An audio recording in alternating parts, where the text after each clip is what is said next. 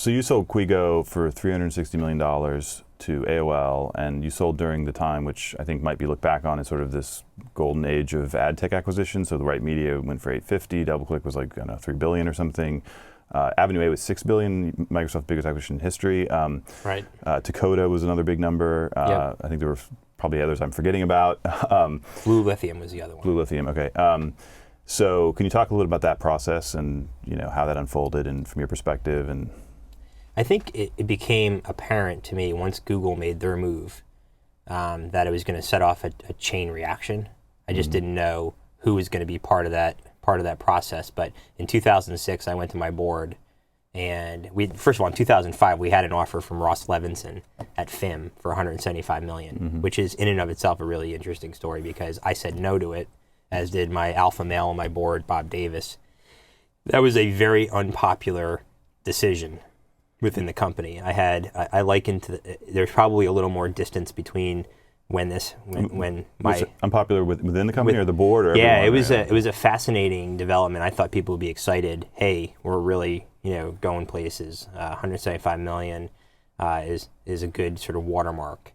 What it really did is it infuriated certain people within the company and had people basically saying to me, go back and negotiate, get this thing, try to get this thing to Did you guys have enough revenue to justify turning it down? I think we were like at 20 to 30 million at that point, but we were growing fast and no sign of deceleration at all. We were growing by 60-70% a year kind of thing.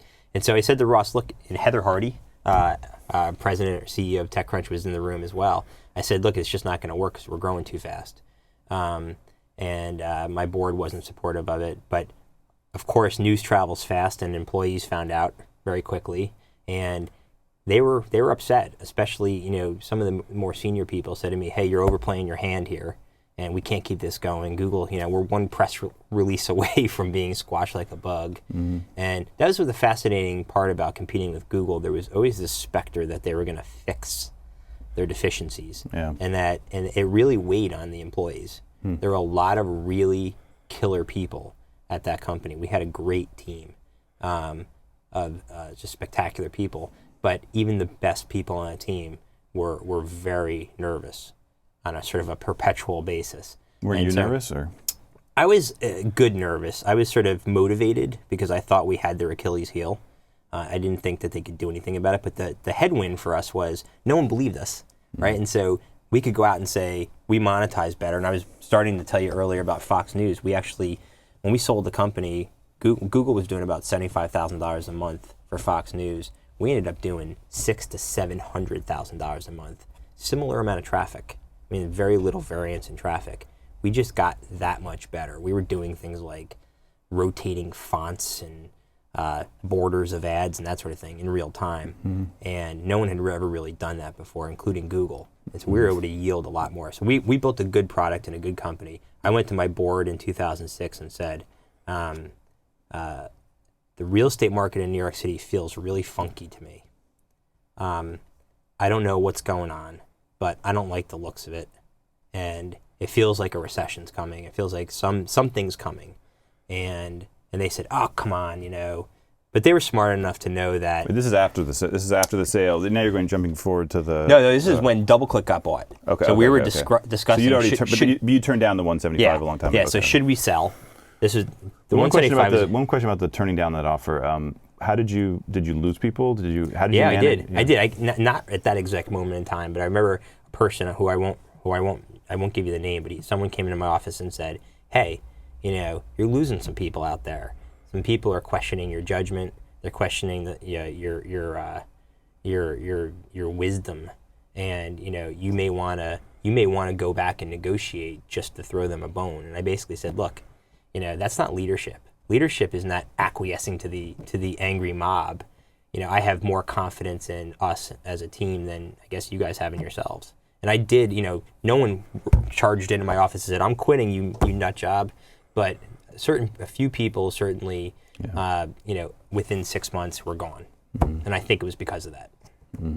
Okay, so then jumping forward to the so in 2006, the market felt funky to me, and DoubleClick happened, And it just seemed apparent that there was going It to was be like right and see, as I recall, it was like DoubleClick, Right Media, Avenue A. And then sort of every month or two something was happening.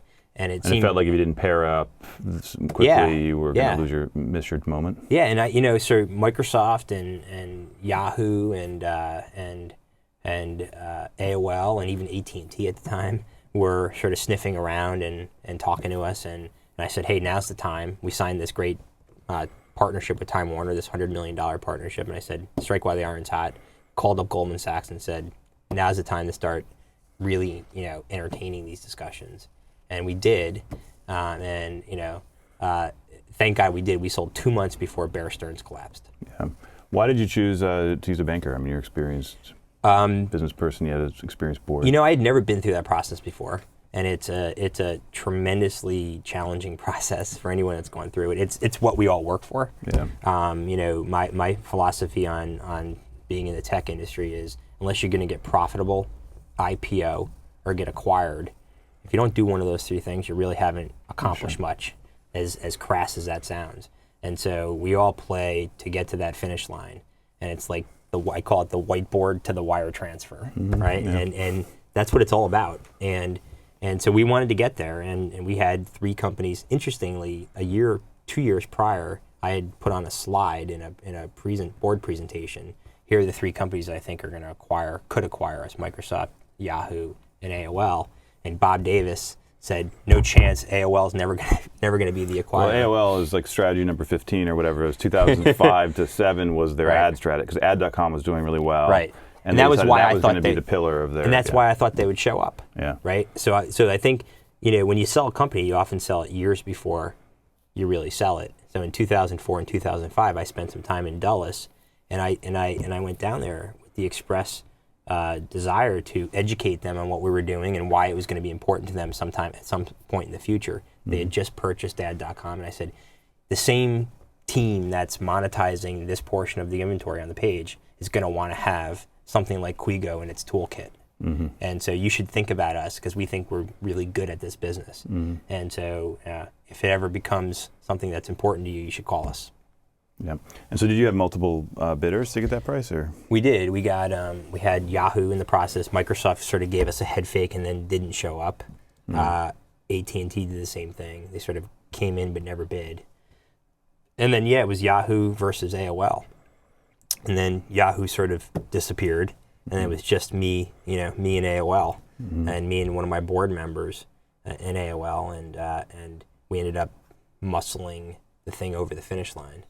But it was an incredibly difficult process and the worst 6 months of my life. And had it been 2 more months, you probably would have, the economy collapsed and you probably wouldn't have. I probably would have collapsed.